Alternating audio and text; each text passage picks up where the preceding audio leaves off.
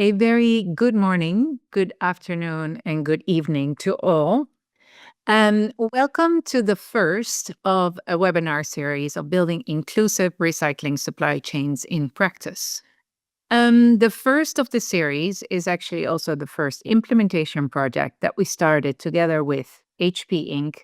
And those are learnings from Vietnam. And I'm really, really delighted to kick this off together with you.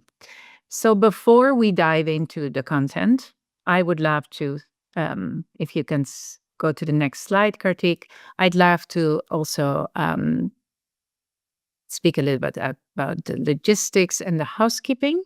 So everyone in the webinar is automatically muted, except for, obviously, our panelists and our speakers today.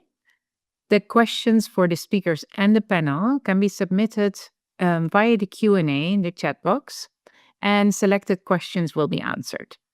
A recording of the webinar will be shared with participants after the event, and additional questions, please always follow up with us at the email noted at the bottom. So with that, I would love to welcome all our speakers today and talk, and we'll go through the agenda here. So we'll talk about the responsible sourcing in practice today. As our first partner, Heidi Jones will speak about from HP Inc. She is the Responsible Sourcing Engagement Manager, and she'll speak about the responsible sourcing journey so far. After which, Vin will kick us off.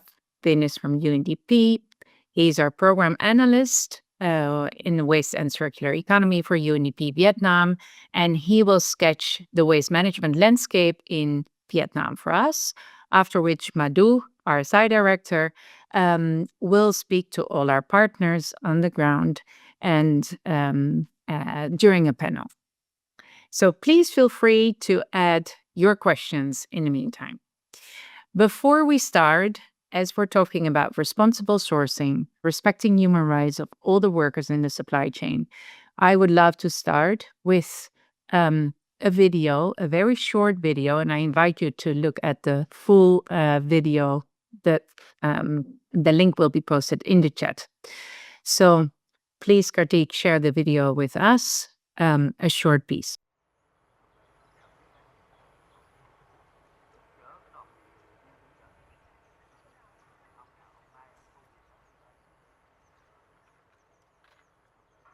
Tôi tên Nguyễn Thị Thanh Thủy, ở tổ 2, khu vực 5, phường Nhân Phú, thành phố Quy Nhơn, tỉnh Bình Định. Tôi là bãi rác cũng là nơi tôi sinh sống từ bé, nhưng mà cũng như là cái nhà của tôi cho thu nhập có đỡ nuôi sống gia đình và nuôi thóc bản thân đến ngày hôm nay, thì nên không có ngày nào tôi không ở bãi rác hết.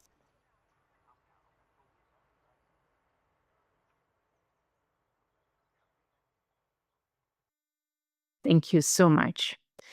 And as we have a huge collective challenge of plastics leaking into the environment, which is expected to double by 2050, but to increase a lot. We're talking, if you go to the next slide, please. We are speaking today about the human rights impacts experienced by the workers in the supply chain, and specifically the human rights impacts experienced by the informal sector workers. And I'll give you a few examples. As we just saw actually in the video, there's a lack of social safety nets, there's persistent marginalization, gender inequality, many cases there's child labor, negative impacts on workplace health. You can imagine working with waste without protective gear, lack of decent working conditions, and insufficient incomes. These are experienced by almost 40 million waste pickers globally. If you go to the next slide, please, Kartik. That's why we launched the Responsible Sourcing Initiative in 2024. And the initiative engages all the stakeholders across the plastic waste supply chain to ensure that not only recycled plastics reach our markets, but also safeguard human rights.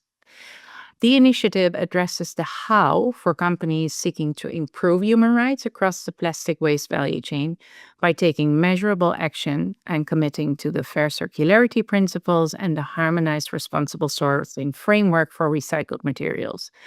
I invite you to go to our website and please look at the second edition of the Harmonized framework. It provides indicators. Please go to the next slide, Kartik.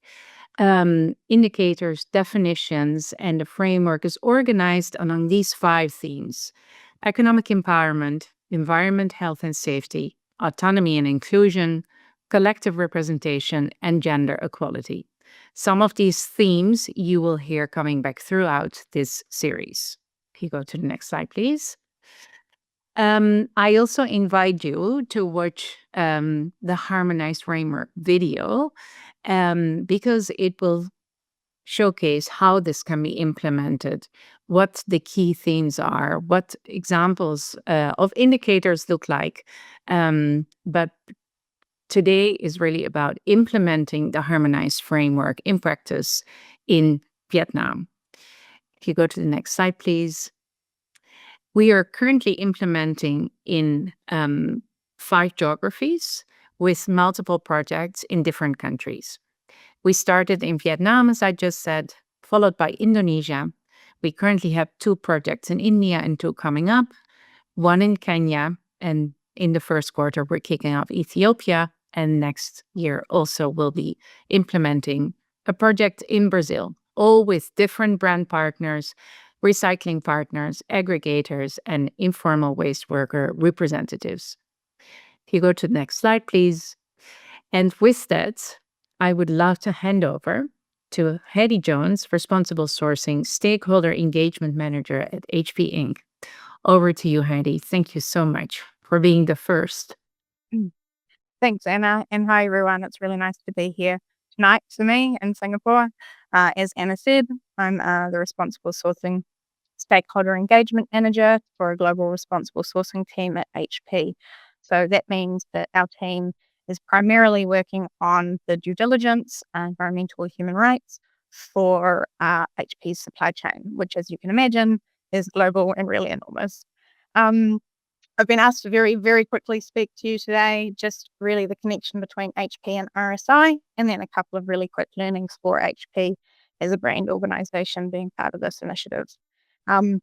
First of all, circularity, recycling, it's not new to HP. HP has been very involved in recycling for many, many years. We embrace circular economy by prioritizing things like making sustainable material choices, circular design, and then, of course, making sure the products are repairable, recoverable, and trying to reuse them wherever we can, and always trying to improve the amount that we can do that by. We have a goal to reach 75% circularity for our products and packaging by 2030. So pretty ambitious goal. We're doing pretty well, but 99% of products shipped in 2024 had some form of recycled material in them. So we take this very seriously. And I guess to give a bit more context, since 2019, HP has used more than 4 billion pounds of recycled, reused, and renewable materials in its product or packaging. So quite a lot. We're doing pretty well, but that doesn't mean that it's time to stop, and there's always room for improvement. But the reason that we wanted to join the RSI is that while circularity is important, the next step there is we need to look at what the impact is to people in the industry. As the industry grows, there will be more impact on the people, and it's already a reasonably high risk industry.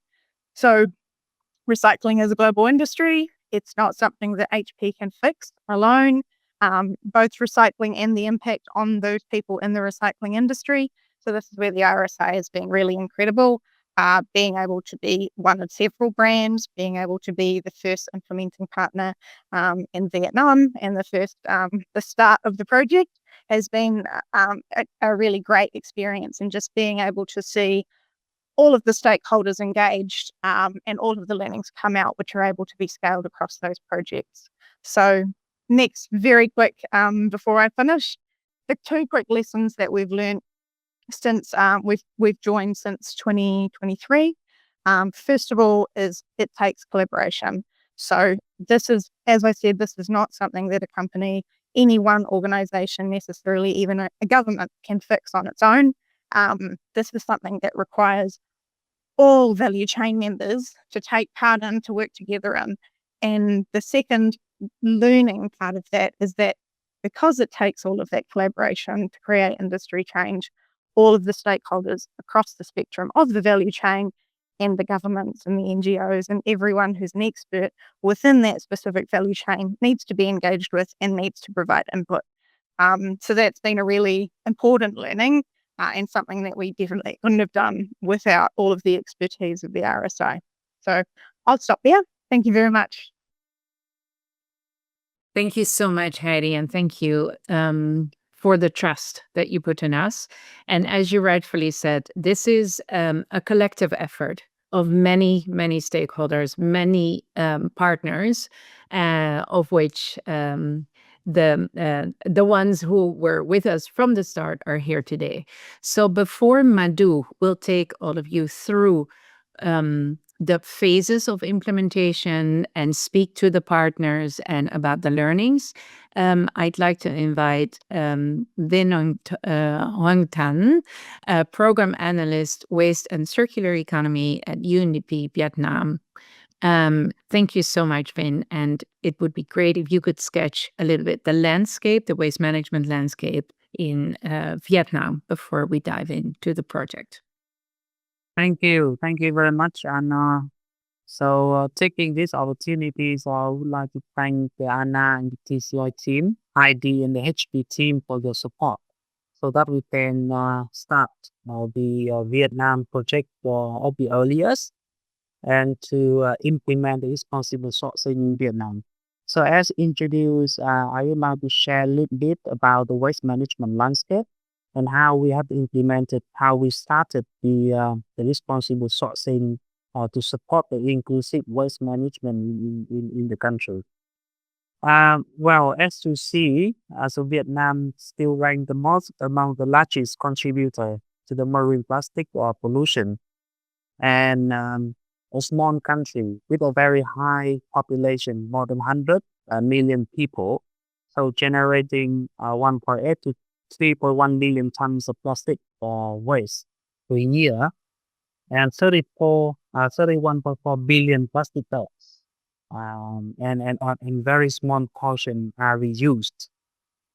If we talk about recycling, so we would say only a small percentage is recycled, and most of the waste are currently end up in the landfills. Can you go to the next slide, please? Well, about the municipal solid waste collection system, so we often mention about three sectors. So the first one, the formal one, normally they are from state-owned companies or urban environmental companies. So we are seeing a growing private companies operating in this area for the formal one. For the semi-formal one, let's say in Ho Chi Minh City, in some provinces in the south, so we often see environmental cooperatives, so workers and semi or informal workers are collecting waste. I will share a bit more in the next slide. And then the most important, the most focused sector we would like to share is the informal sector. And those are waste pickers, junk shops, small navigators, and some informal recyclers as well. Next slide, please. So here is a photo on the left-hand side is a formal waste collectors in Hanoi. So you see a ladies with a uniform doing door-to-door collection in Hanoi in the northern provinces. While in the right-hand side, we see, the semi-formal waste collection in Ho Chi Minh City and some other southern provinces. So these, we say semi-formal sector, they're doing door-to-door collection and then transfer the waste to a collection point. And of course, during door-to-door collection, or lots of, separation or sorting of high-value materials is sorted by these people and then sell to the informal sectors. Next slide, please. And here are the typical informal, workers in Vietnam, also see in the photos. So women account for up to 90% of this sector. Currently, they are contributing to over 30% of the recycle plastic in the country.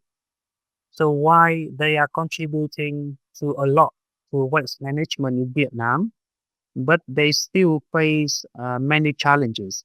As Anna mentioned at the beginning, for example, poor working condition, high exposure to health risks, and of course, less access to social protection, finance, and education autonomy as well. Next slide, please. Regarding the Vietnam municipal policy framework, so we would like to say that the Vietnam government has a strong commitment to waste management, indicating through a number of policies from very early 2019 until early this year. So from 2019, we talk about the National Action Plan for Marine Plastic, then the Law on Environment Protection 2020, and significantly in the 2022, the first, Southeast Asian country producing or introducing the EPR policy.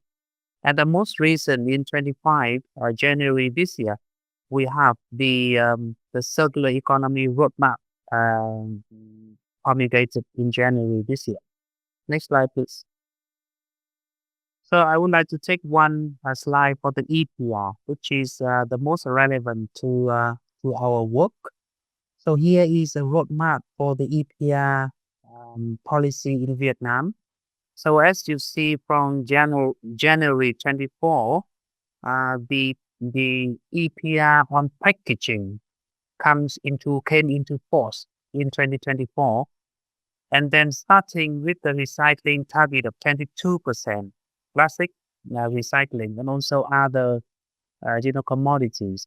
So 22% is a little bit low compared to the current the status.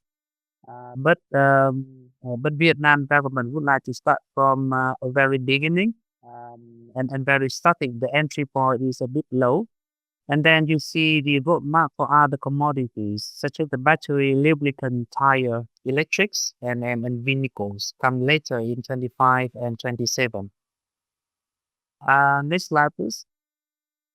So the EPR policy has been introduced quite early among Southeast Asian countries, ASEAN.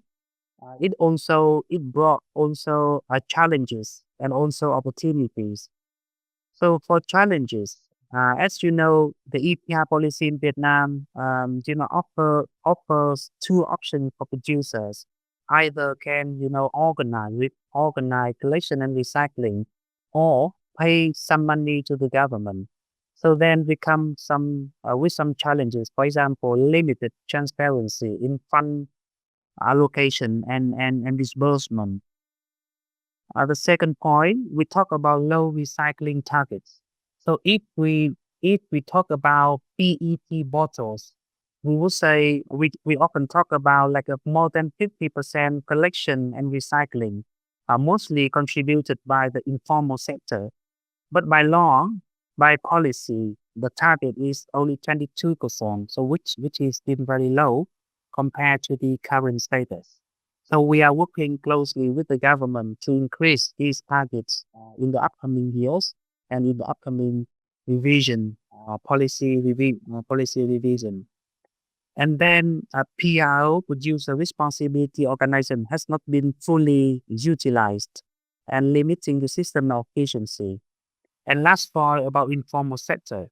So when EPR policy came into force, so there could be a possibility that the informal sector is marginalized because everything go to the formal process.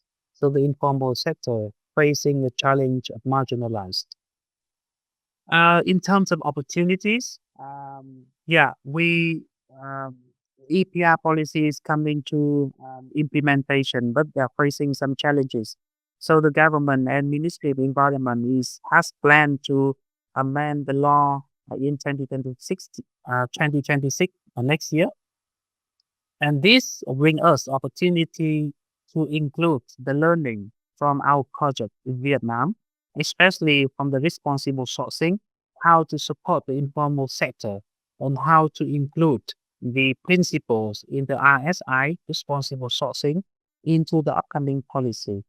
So these points have been discussed with the Ministry of Environment, and we do hope that in the upcoming law and policy revision, so these points will be reflected in the policy. Next slide, please. So this is already my last slides, talking about the RSI. So after more than a year implementation of RSI, so we would say that the RSI offer a comprehensive and systematic approach to integrate and support the informal sector. So before the RSI, so we have been we worked with different brands and partners and also development partners to provide support to informal sectors. For example, organize like gift handling and appraisal. However, this is a systematic, systematic approach and can bring a long-term solution to support the informal sector and integrating to the waste management policy. So here we talk about 5 themes. As I think we can discuss further a bit. For example, economic empowerment, health, safety, autonomy, collective representation, and gender inequality. So these are kind of 5 themes. That based on that we can elaborate further and drive and prepare program and support to the informal sector and especially on informal waste workers. And in our project in Vietnam, with support from brands, partners, HP and Coca-Cola Foundation. So we work with 2 recyclers, Zitan Recycling in the south and Vicoasam in the north, to design the remediation program and then implement all of those remedies. And currently we are on the way to really to support. So hopefully with the support from this brand, technical support from the TCI colleagues, and then the commitment from the local government. So we would really go forward with a more sustainable and inclusive waste management in the country. So I would like to end my presentation here. And thank you very much for listening. And I'm happy to respond to any questions later. Thank you. Thank you so much, Ben. It was great to have a little bit more context before we dive in. And with that, I would like to hand over to Madhu Narayan, who is our RSI director, and she will introduce our partners whom we work with in these projects that Ben just mentioned. Thank you so much. Okay, excellent. Thank you, Heidi, Win, and Anna for setting the context with this previous segment. So, good evening, everyone. Good morning. To many of you based across different time zones. In this next segment, we'll hear directly from our partners who are working with us on the ground in Vietnam as a part of this project. Of course, we have Vin, who will continue to join us in this segment. Along with Vin, we have Nguyen Trang, who's the director and co-founder of Green Hub. We also have Lee Wee Ki, who's the consultant at UNDP Vietnam and has been spearheading a lot of the efforts that we're doing on the ground with local partners in Ho Chi Minh City. We'll spend some time just going through different projects that we're implementing to address some of the gaps that have been identified on labor rights challenges across the recycling company's supply chain. With that, I can move to the next slide. Can we move to the next slide, please? So when we talk about implementation approach, we actually have a replicable 4-phased approach. And, we start with all tiers of the supply chain. We identify a recycler who's willing and who's committing to implement the harmonized responsible sourcing framework. For those those of you who haven't seen it, I'd encourage you to take a look at it. It's in our chat box. My colleague would have shared it with you. We have a recycler who's committing to, open up their supply chain to where we identify different risks across each tier of the supply chain. Also the recycler supports us in identifying different tiers who would be willing to participate in this program. And as you can see, we work with all tiers of the supply chain. Of course, this looks different in different geography based on how many different tiers there are. In fact, our colleagues from Vietnam will talk about how even within Vietnam itself, in North and South, that's this tier system looks extremely different. What I want to draw your attention to is that it's absolutely important for us that when we're mapping the risks across the supply chain, we're speaking to all stakeholders, including the informal waste workers who are directly supplying either to a large aggregator or a small collection center. If you move to the next slide, Karthik, so we have a four-phase approach, which we're implementing across the 4 geographies where our projects are active right now, where we begin with engaging stakeholders in the first phase, right? Who are the recycling partner we're working with, mapping the supply chain, which is the organization who's going to do the supply chain due diligence, who's a waste worker association representative who could sit on the governance team so that, we can hear perspectives of the informal sector as well. The second step is where we start mapping the risks across the supply chain, right? It's a combination of both desk research as well as on-ground data collection, because desk research gives us a sense of the policy and the regulatory landscape in each country. And that's, of course, backed by the on-ground data collection, where the data is collected, aligned with the indicators of our harmonized framework. And that data is also validated by the supply chain stakeholders themselves.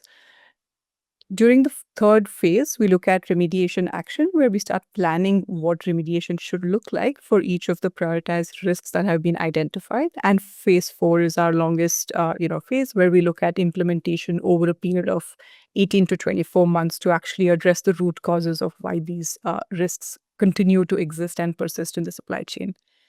If you move to the next slide, our goal ultimately in every implementation project is to ensure that, we're able to put systems in place aligned with the different themes and indicators of the harmonized framework to improve labor rights practices and also livelihoods of workers and business practices of enterprises across the entire supply chain.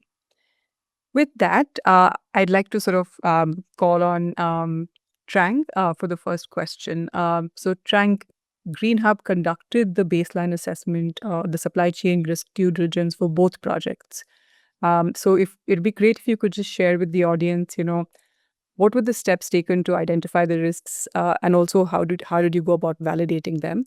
And if you could just paint a picture on what are the similarities and differences you see between the risks identified for the 2 projects, given that one is in North and one of it is in South Vietnam. Thank Madhu for your question. For Green Hub conducting the risk assessment across the recycler supply chain, not just only about the identify risks, it's also about understanding people, relationship, and system challenge behind the risks. We start with value chains-based approach, mapping every tier like Madhu also mentioned, tier 1, 2, 3, 4.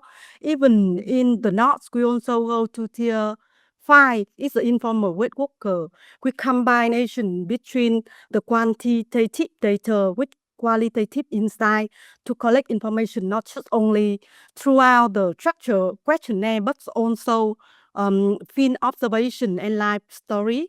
After field survey, we also conducted several deep dive consultation sessions with recycler, local partner, and informal wage worker. These sessions also unpack the root cause behind the finding. For example, with understanding why limitation to finance persist, or why awareness of responsible sourcing remain low, or how the gender and age dynamic shape vulnerability in the recycling chain. The process is also connect the data that we know allow us to move simplify, identify risks to understanding the underlying driver. For example, one of key finding we saw that it's the high position of elder female worker in semi-formal and informal facility in the northern of Vietnam. Throughout the consultation, we learned that it's strongly linked to the local socio-economic condition in the north. It's dominant an agricultural region, and also many elders, they have limited to access the factory job or alternative income opportunity. As a result, they are still physically able to open to waste collector sourcing, and they also working in the scrap village, recycling village. So they also working have experience. So why they still work in their livelihood. Understanding the local context also help us and our partner to see the issue, not just only the labor structure, but also the livelihood choice, the rural employment gap, and the social safety net. Inside that is critical to design relevant and inclusive intervention. So in terms of difference between the North and the South, for the risk assessment, we also see that beyond the methodology design, we expanded the scope of assessment in the North to focus on the practical aspect of daily business and working condition. It's also important. Side by side, we working with the recycler staff to collect and verify the data. It's not just only to improve the data accuracy, but also build the ownership and the trust. So when talking about how we can have a replicable this approach, so I think currently now TCI and First Mile also developed the standardized baseline survey toolkit, including core questionnaire and guidance note. The toolkits also can be adapted by other partner and recycler to fit in their own context and supply character, helping to ensure the consistency in data while allow flexibility of local reality. So in terms of approach that can be replicable, I see that building trust throughout the continuous engagement, that is very important. Like us, we also organize the series event after the field work. So it's also supporting for transforming the risk mapping into the learning and co-creation, the process where the recycler and the informal worker can jointly discuss and also sharpen the solution of implementation later. And because the people and the informal system at a center of systematic thinking, so address not just only the compliance risks, but also the social reality motivation and content for those who are working in the value chain. I think is also very important. And another aspect that you can see is the diverse technical support from the initiative. And so UNDP and CSO like Green Hub, we also engage other CSO who are have a technical solution at a beginning after we identify the risk. So multiple stakeholder partnership bringing together and complement strength of business, policymaker, and CSO to ensure that the operational and social dimension accurate capture, I think is also very important. Thanks for your question. Thank you, Trang. Super important. Just to summarize, the key three things that I took away from that response is, as we're doing supply chain risk due diligence, looking at continuous stakeholder engagement to hear from each tier is really important to validate the data that we find from, of course, the interviews that we conduct. And also looking at partnering with those organizations who already been engaging on some of these topics to complement the work that's happening in each of these countries, right? Trang also alluded to the replicability of this approach and the toolkit, which has been designed by the Responsible Sourcing Initiative. I'd urge all participants, the toolkit is live on our website. So those of you who are from the recycling ecosystem can download this and also use it to, conduct some assessments within your own supply chains as well. Trang, thank you so much. I'll move to Key from the UNDP team. Key UNDP has been holding the remediation projects together for the responsible sourcing initiative in Vietnam, right? So, can you share one or two remediation projects that we're working on to address the risks that we highlighted in the previous slide? And specifically, how are these remediation actions actually addressing the systemic gaps or the root causes which were identified? Okay, thank you for your question. Earlier you also heard the presentations, the answers from Mr. already about the risk identified in the project.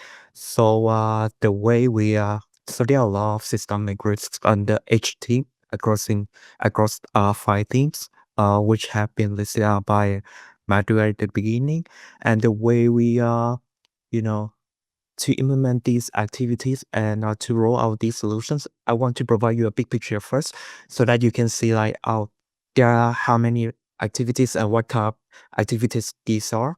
The way we implement this activity, we bundle them together so we can roll them out in a comprehensive and also supportive ways, not in the silo way.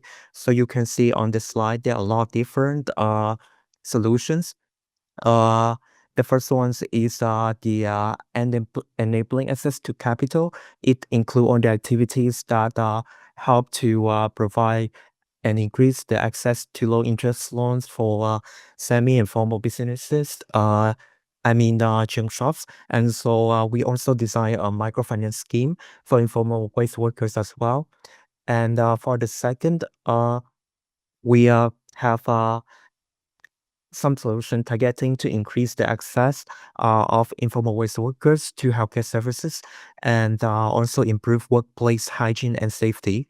And the next, because there's a serious lack of awareness within the system, so we also have to have some solutions targeting and building the capacity on responsible sourcing and their understanding on these topics belonging to responsible sourcing across all the tiers. And the fourth one is in order to have these solutions be scalable, we also need to do some effective approaches to promote recognitions by increase the recognitions of informal waste workers by government sector and also from other stakeholders in the ecosystem as well. And one of the very important thing, last but not least, is we are trying to build and enhance the supply management system for recyclers, because at the end of the day, they will be the one who obtain these solutions and help to increase the effectiveness and help shift the formality of the whole supply chain. And that is the big picture of some overview solutions that we provide and implementing right now in Vietnam. And the way we design these activities, we strategically align them with the first ones is the major regulations that have been impacting the or the recycling sector. And the second, we align them with the junk shop and informal waste worker practical needs. So I will give the example about the training and capacity building. So specifically, in the setting of Vietnam, currently the government has issued the resolutions 198 and Decree 70. The resolution and decrees abolishes the flat rate of tax and many business households to become more, formalizations by declaring tax based on their actual revenue starting from January 2026. And also these legal documents also expand the mandatory coverage to social insurance as well, health insurance and accident insurance for all employees with contracts of 1 month or more. So the way we design the training to inform them and prepare the junk shops and the waste aggregators within the supply chains is we provide them on the training of documentations, and we also help to increase their awareness on this aspect. What is the benefit of doing documentations and formalizations? Because if a waste aggregators or junk shops operating formally, they will unlock several benefits, including the exemptions from the business license tax or potential for corporate income tax exemptions during the first 3 years, or the ability to use complete documentations to prove their business credibility and cash flow. And thus, they can access to low interest loan even without traditional collaterals. Uh, and the second solutions that I want to emphasize is the tailored financial solutions for informal waste workers, because this group, based on the baseline assessment, we found out that they need loans primarily for liquidity so they can buy more materials and also increase their sales. And to meet the needs, we need to collaborate with partners like GreenHub and also the microfinance institutions. So there's one in Vietnam called SAP to design a scheme that is tailored to the informal waste worker need, quick revolving cycles, short-term durations, and loan amounts typically below 50 million BND. And also, I want to echo on what the exchange just said. Given that our activities span across multiple things, so we can stress enough like partnerships is very essential. Uh, for example, for our training in on fundamental labor rights and occupational safety and health issues, we collaborated with a trainer from Ho Chi Minh Institute of Occupational Safety and Health Sciences. Actually, this institution belongs to Ministry and Home Affairs, so it will ensure the full alignment with the national regulations. And for the low interest loan, because we don't want to build anything from scratch, so that's why we collaborated with SAP, the microfinance institutions that I mentioned earlier. So this will help us to can save time, also expedite and leverage the synergy between different partners in the ecosystem. So that is my answer to your question, Madhu. Thank you. Thank you. Fantastic, Key. So I'm just summarizing a couple of points from what you shared, so that we're looking at remediations across different tiers, but these efforts are not fragmented. They're actually connected to each other. So even though we want to set up systems at a large aggregator level or an MRF level, we can't go ahead and set up policies without building capacity as to why these policies and systems need to be in place and communicating the benefits of this to stakeholders. And the second point I want to highlight is the partnerships, because yes, the key learning has been that there are many institutions within the existing landscape in each country which we can actually tap into and enable that connection with the recycling ecosystem to build that capacity and partnership to improve labor rights practices. Thank you, Key.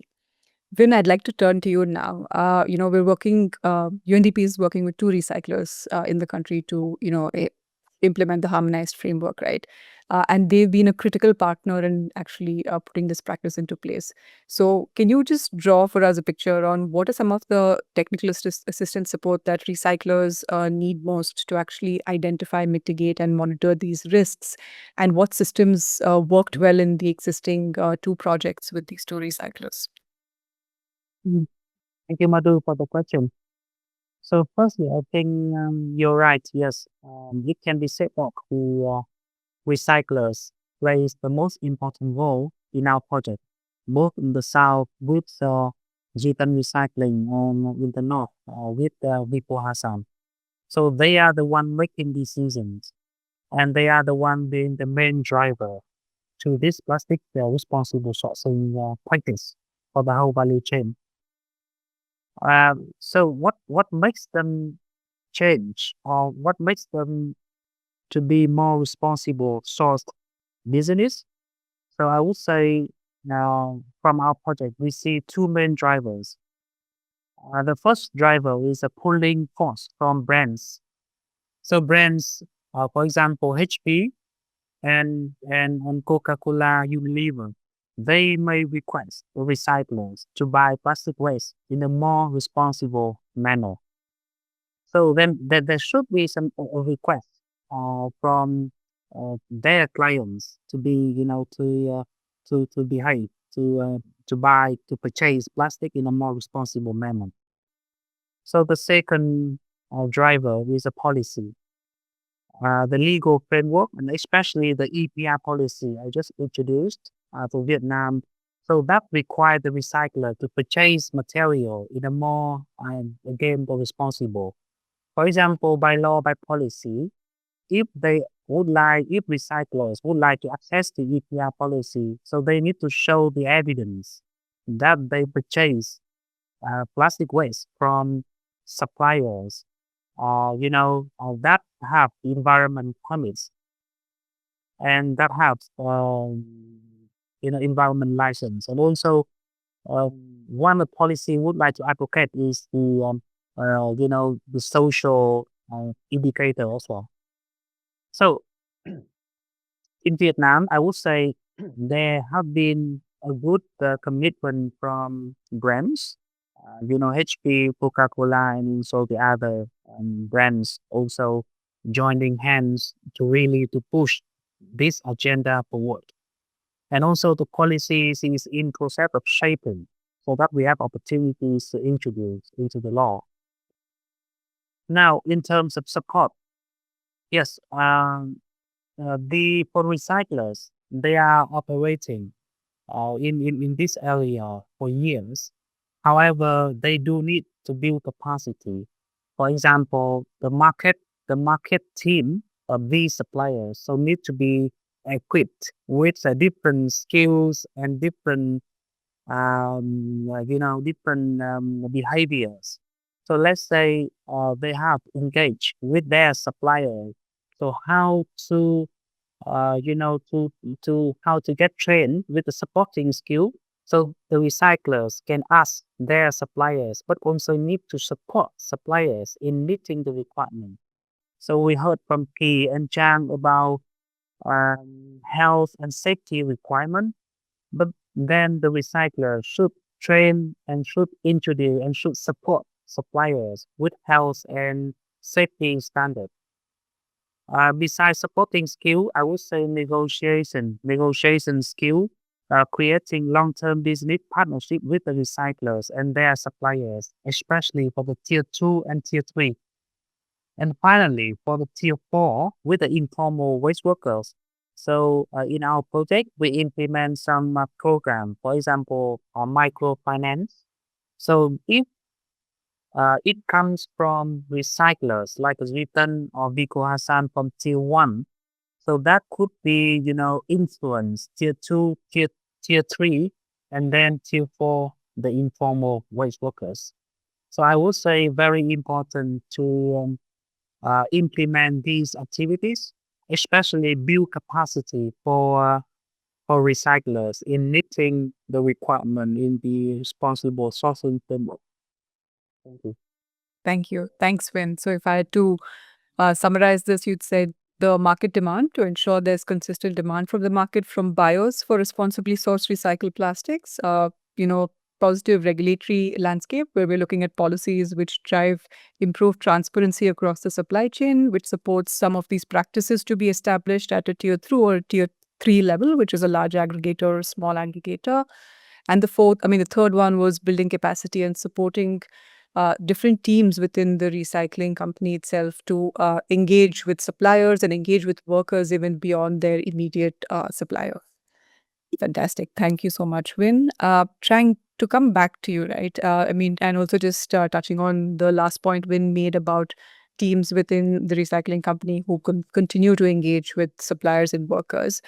What kind of monitoring and feedback systems are we putting into place at this project, right? Which can drive more continuous feedback loops, because we've established that engaging with the supply chain is critical to sustain a system which looks at putting these practices in place, right? So it'll be great to see what continuous loops we have in place to drive feedback to ensure these systems sustain. Thank Madhu. When it's come to monitoring and continuously feedback, we apply for multiple level approach from activity to project-wide coordination and learning. For the activity, whenever it's training session or public event, we always integrated participatory feedback tool. Participants can share their reflection, you color card feedback, or short verbal sharing session or even online survey form. These tools allow us to capture real-time feedback from different participants, including the informal weight collector, in the way that they are simple, friendly, and inclusive. The insights are then discussed during the internal reflection between meeting by the Vietnam implementation team to refine the design for future activity. And at the project coordination level, UNDP facilitates the bi-weekly meeting between core partners, including Green Hub Becca Sweden, and later on also with the loan provider as well. The meeting also serves as a rapid learning loop where the lessons from the field implementation are captured and integrated to the ongoing project report and planning. Beyond the structure mechanism, we also very value the informal talk and conversation. At every event, we also design for time for networking and open dialogue moment that we can have truly sense the emotion, motivation, and perspective of participants, especially informal worker. One story that stayed with me from two female informal collector from Bến Tre province. They are attending the consultation workshop in Ho Chi Minh City last year. They say with tear in their eye that it was first time they ever travel outside from their community and attend such event and ever had chance to speak in front of international participants. After just only half a day, they said that they feel less anxious and more confident and proud of their work and meaning, and they feel that they recognized by others. One of them said that they just hope more people will understanding and respect their work as a weight collector. To us, that kind of feedback, just not just a meaningful of informal or formal monitoring data, because it's also capture real impact of people, dignity and confidence, and sense of belonging with the responsible recycling value chains. Throughout the implementation, we also put a lot of efforts to document and share the personal story of worker and their daily reality, but very powerful change that they achieve, and the story always remind us why the inclusive approach it truly matters. So I think if we have time, so more story can say, but we're not much time. No, thank you, Trang, and hope we can actually capture some of these stories and share this, right? Probably in a written format in a blog later on, because we'd love to share some pictures and videos from some of these training sessions, the colored feedback forms that you also referred to earlier. Great learnings, but also replicating in different geographies after following Vietnam. Key, I want to move to you with the next question. We've completed 2 risk due diligences in Vietnam right now. And, if you looked at the Harmonized framework, we have 5 themes, roughly about 54, 55 indicators, right? So if you had to identify which indicators or which, themes have been most relevant to actually demonstrate improvements in labor rights practices across the supply chain in Vietnam. Thank you for your questions, Madhu. Actually, I'm very one of the keyword that of your questions that stick with me is like demonstrable improvement. So what we're trying to prioritize are some metrics or solutions that that can deliver quick wins. And the metrics within the HRSF, the Harmonized Responsible Sourcing Framework, must align with the solutions that are urgent and can be directly beneficial, easy to implement, and also offer immediate invisible result.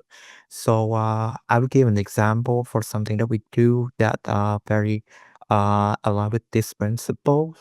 So for example, for some metrics belonging to the environment, health, and safety theme, so we can see that under the metric 2.3, business ensure access to first aid equipment safe drinking water, and gender-sensitive sanitations and hygiene facilities in the workplace. So, what the project actually did was to provide support for first aid for all the waste irrigators and also the junk shops. And we also provided infrastructure upgrades uh, for them. And most of the junk shops owners will prioritize floor elevation. This is based on what they choose want to do. And this solution is quite considered cost effective and easy to implement. And most important, and it also well suited to the level of support available and follow the WASH standards.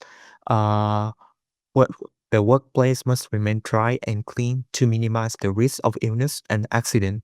So if you ever travel to a junk shops in Vietnam, you will firsthand witness the specific conditions of gym shops, which are often exposed to heavy rainfall and low floors, very highly prone to flooding, and leading to a very dampened and mold and insect infestations and working environment. And also, along with that, these conditions will increase risk of slipping and falling.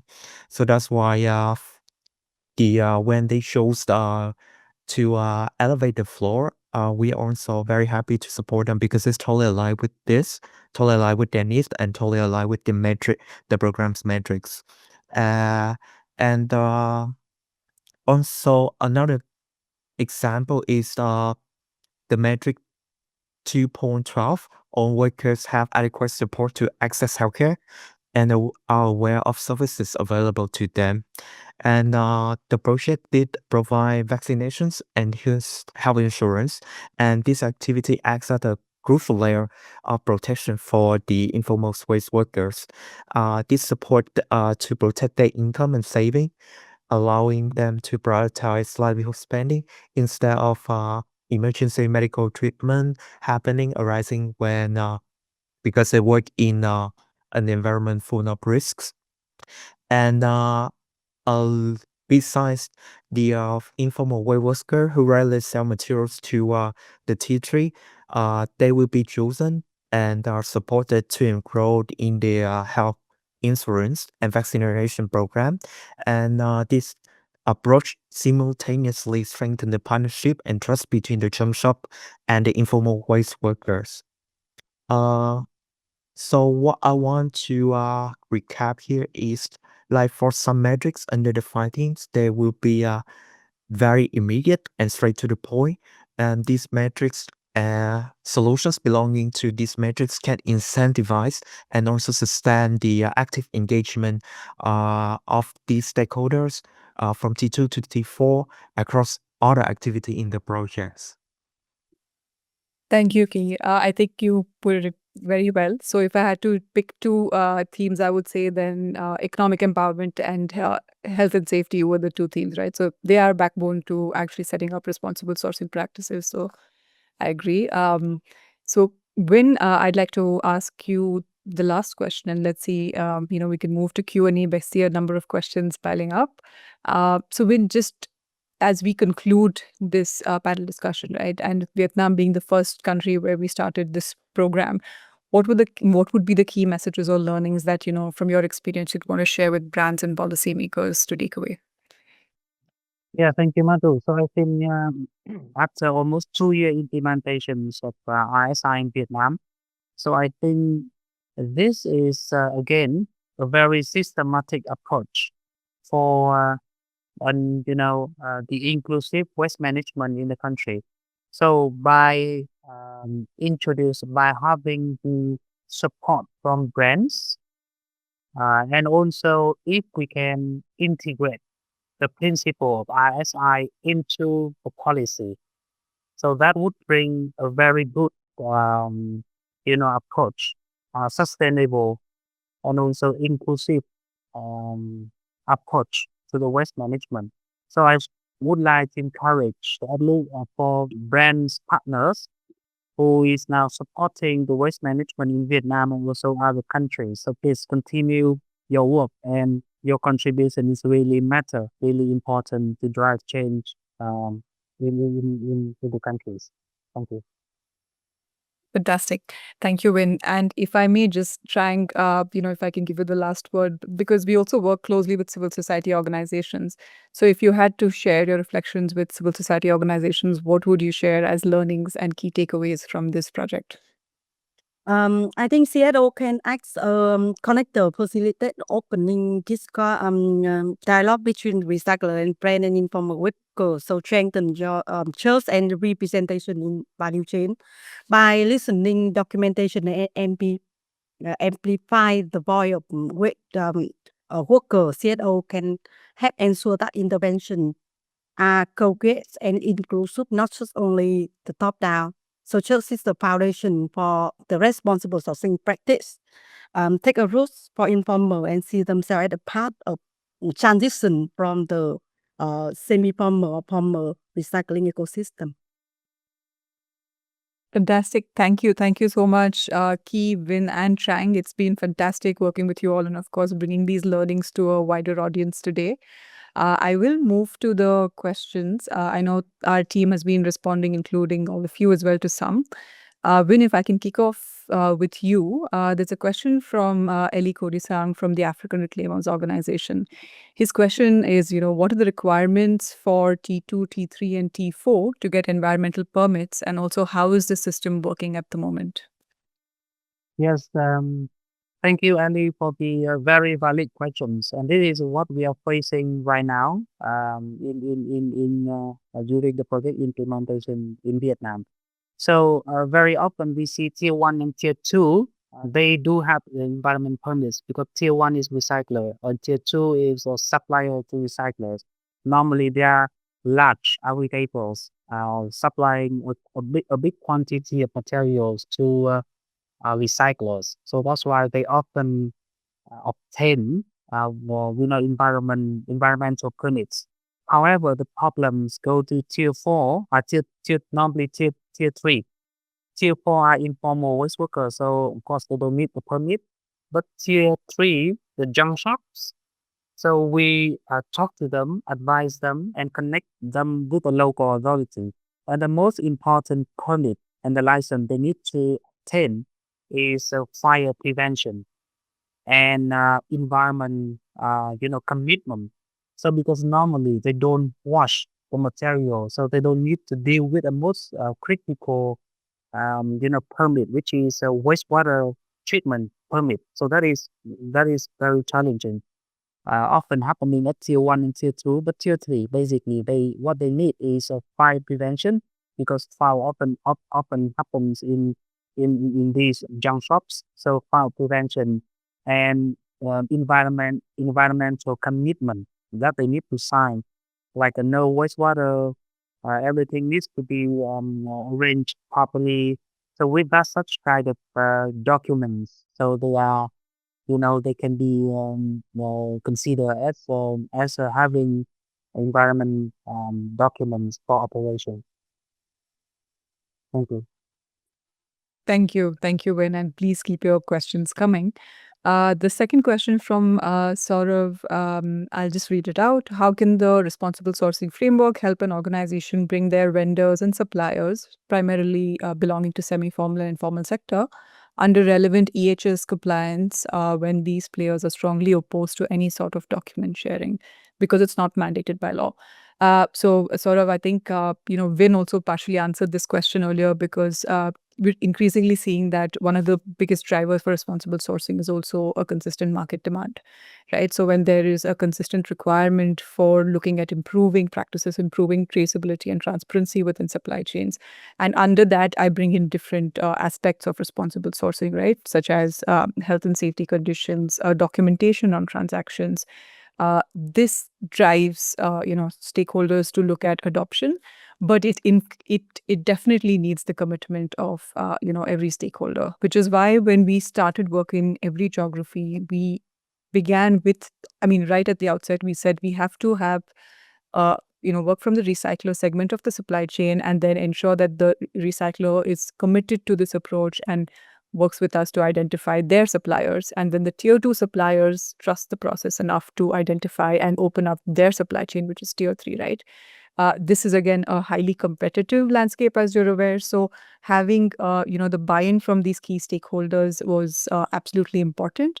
But of course, driving this entire program is to look at having brands or having a market for responsibly sourced recycled plastics. The second aspect is also looking at local regulations in the country, right? So as I think there was, Key was also talking about different trainings that's been happening in Vietnam, especially on taxation and documentation support at tier 2, tier 3. These are actually local requirements in different states or even in different countries and cities. And a lot of this can actually help suppliers also look at transitioning to better practices. But the key aspect is actually simplifying the theory itself and having a direct contact with them to communicate the need to set these systems up. I hope that answered your question. And I think there's a question for Key or Win, either one of you, from Martin. Can you share an example from Vietnam where TCI's responsible sourcing initiative has created a positive change for informal waste collectors, either their livelihoods or working conditions after your engagement with them?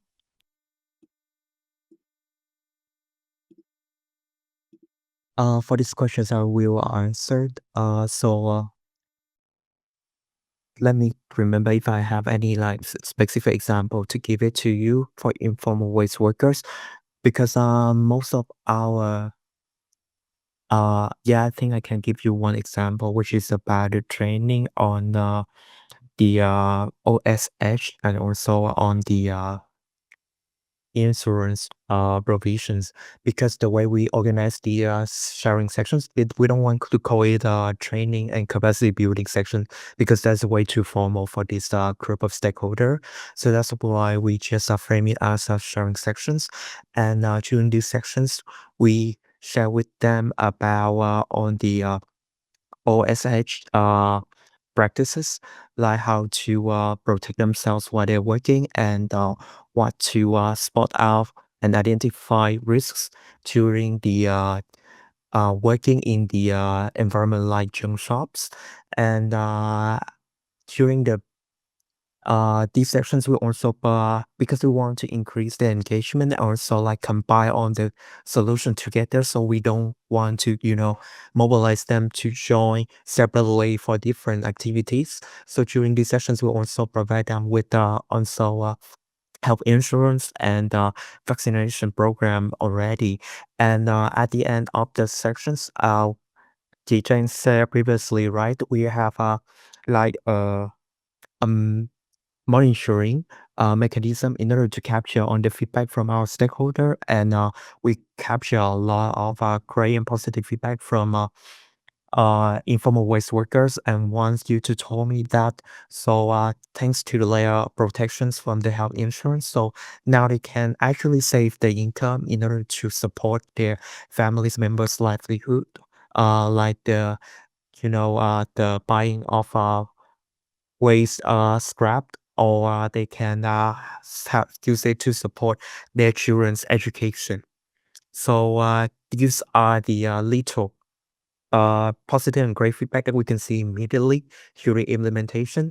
And actually, we also have all the monitoring and evaluation activity coming up, which we assess the change systematically, and that will be scheduled for next year. Fantastic. So my answer, yeah. Thank you, helps. Key. And just for some context for our audience, we started the project, the actual implementation phase 4, that is earlier this year. So it's been about 7 months of active implementation. So really looking at impact stories to come up. I think Key responded fantastically. So just moving to the next question, there's a question from Nguyen Yen. TCI has developed the Responsible Sourcing Initiative, which enables the generation of responsibly sourced recycled plastic. I'm curious, are these materials currently preferred or promoted by any specific global brand or multinational corporations which are actively driving change? And do they represent a significant percentage of the input material in the market? Have you explored this area further to expand the scope of responsible sourcing? The second part I'll answer first. So yes, we actually have. So the harmonized responsible sourcing framework has gone through another iteration, bringing in learnings from our project geographies and inputs from different stakeholders, and now is also open to different material streams as well. In fact, we've been engaging with stakeholders from different sectors to see how the framework can be utilized for due diligence in supply chains. To the first half of your question, there are many different brands actually who are driving, a demand for improved. I'm going to say improved transparency and traceability, and not responsible sourcing, because just under the concept of transparency and traceability, we're looking at all the practices from responsible sourcing, right? So, documenting wages, improved wages, health and safety practices, and that's been a consistent demand, which is growing, and not necessarily for one particular type of plastic. We're seeing this across different plastic streams as well. Just as an example, in India right now, we have two active projects, one which focuses on recycled PET plastics value chain, while one that looks at MLP, the multi-layer plastics value chain. So definitely looking at PET, but also broadening the scope to look at different materials within our project geographies itself. I think with that, we have about 3 minutes. So I'm just checking if we have time for one more question. If not, I will love to actually. Yes, then I can. We aim to respond to some of your questions on chat. And Anna, I will hand it over to you for a quick vote of thanks. Thank you so much, Madhu. Thank you, Vin. Thank you, Keith. Thank you, Trang, for great examples. Thank you to our audience for a very engaging webinar. It's the first of the series. The next one will be hosted by the RSI in January, and we will focus on our implementation project in Indonesia with all the stakeholders there represented. I wanted to thank you for all your great questions and engagement today. Thank you to our partners, and I hope to see you next time.